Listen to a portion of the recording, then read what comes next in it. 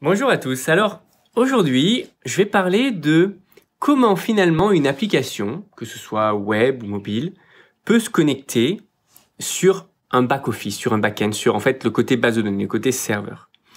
Alors, je vais essayer de rendre les choses très simples pour que ça soit compréhensible de tous.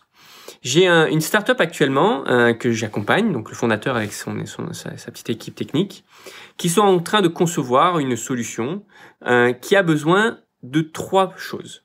Qui a besoin d'interaction web classique avec des écrans où on enregistre les informations sur la base de données, etc. Et donc pour cela, on va utiliser une technologie qui est tout à fait classique, qui est une technologie d'API. On parle souvent d'API REST, où on va enregistrer les informations directement sur le serveur. L'avantage, c'est que c'est très très simple à développer. Les développeurs sont habitués à ce genre de technologie et ils enregistrent dans une seule et même requête, une petite dizaine, par exemple, une vingtaine d'informations en même temps. L'inconvénient, c'est que dans certains cas, cette technologie-là n'est pas suffisante. Typiquement, dès qu'on va avoir besoin soit de faire du temps réel, donc dans avec des interactions beaucoup plus temps réel, rapides, ou alors dans le cas où on a besoin d'enregistrer une grosse quantité de données.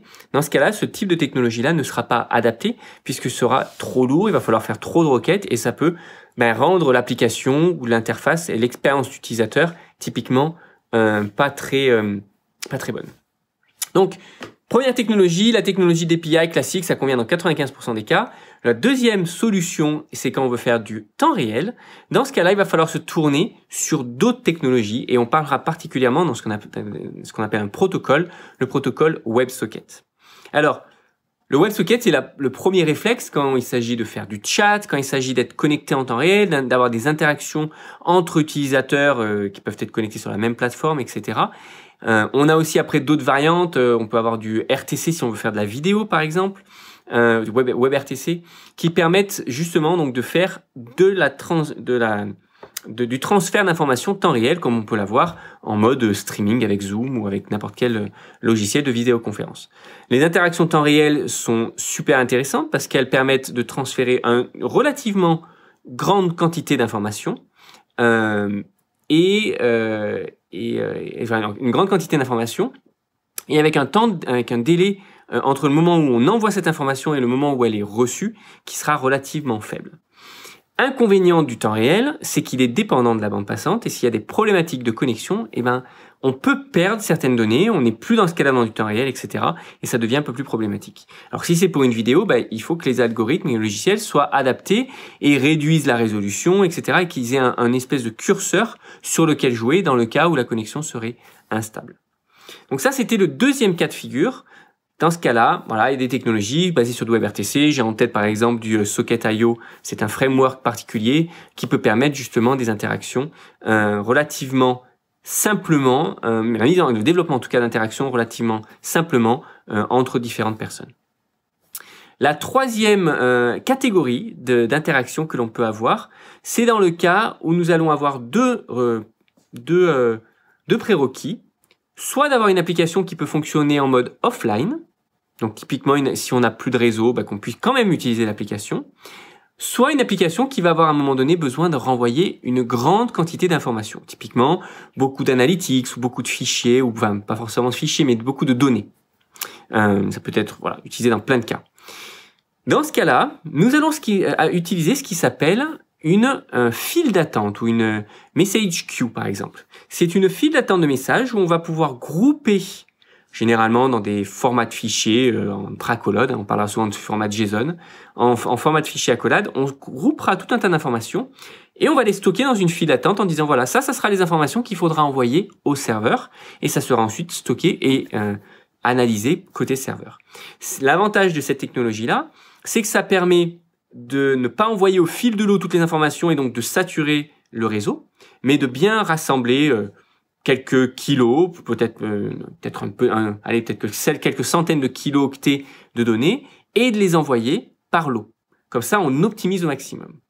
Donc ça, c'est vraiment top si typiquement vous avez un data lake, par exemple, où vous allez stocker toutes les informations de vos utilisateurs, de l'analytics ou ce genre de choses, ça va être vraiment très pertinent. Et le deuxième cas de figure, comme je vous disais, c'est dans le cas où vous n'avez pas une connexion stable, où vous avez potentiellement vos applications qui fonctionnent de manière non connectée.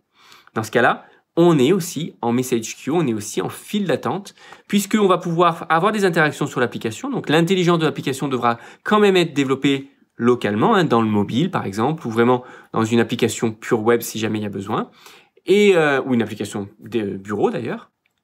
Et on envoie, quand on a à nouveau la connexion, toutes les informations. C'est globalement comme ça que fonctionne la plupart des applications que vous avez sur vos téléphones mobiles et qui sont utilisables hors ligne. Je pense typiquement, alors dans la mesure du possible, mais du Facebook et des choses comme ça. C'est des applications qui sont tellement volumineuses qu'elles fonctionnent en message queue, même si elles ont quand même besoin d'une connexion Internet la plupart du temps pour afficher du contenu. Voilà. C'est aussi une question de scalabilité. Si on a une interface qui est du temps réel ou une interface qui est en mode API classique, la scalabilité est plus compliquée à atteindre parce qu'on peut à un moment donné recevoir beaucoup d'informations en même temps. Alors que quand on est dans une file d'attente, eh ben, au pire des cas, on ne perd pas d'informations. Au pire des cas, l'information, elle est retardée de quelques secondes, peut-être 5 ou peut-être 10 secondes. Et c'est exactement ce qui se passe chez Facebook, par exemple. Quand vous postez une image ou quand vous postez un post sur Facebook, potentiellement, le temps que cette message queue soit traitée par le serveur Facebook et ensuite tous les serveurs Facebook et répliqué jusqu'à ce que ça s'affiche chez les personnes qui vous suivent, par exemple, et ben, il peut se passer quelques secondes, quelques dizaines de secondes, en fonction du temps de traitement et du temps de charge de leur serveur. Voilà, donc intéressant à savoir, surtout si vous pilotez des équipes qui, à un moment donné, vont se poser des questions. Il va falloir catégoriser quels sont les types de technologies que vous allez devoir utiliser en fonction de vos besoins. Soit c'est du web classique et on se pose pas trop de questions, on fait de l'API REST et là tout le monde a l'habitude de travailler avec cette technologie-là. Si vous devez faire du temps réel, il va falloir guider vos développeurs ou en tout cas leur suggérer de regarder du côté de WebSocket, RTC, etc., WebRTC, parce que ça permettra de faire un peu plus de temps réel. Si maintenant vous avez des gros volumes de données à traiter ou voire même des connexions hors ligne, que votre application pourrait fonctionner de manière hors ligne, dans ce cas-là, vous devez passer par la mécanique de message queue, de file d'attente, qui va permettre de traiter les données au fur et à mesure. Voilà, j'espère que ça vous aura aidé. Je vous souhaite une bonne journée et je vous dis à très vite.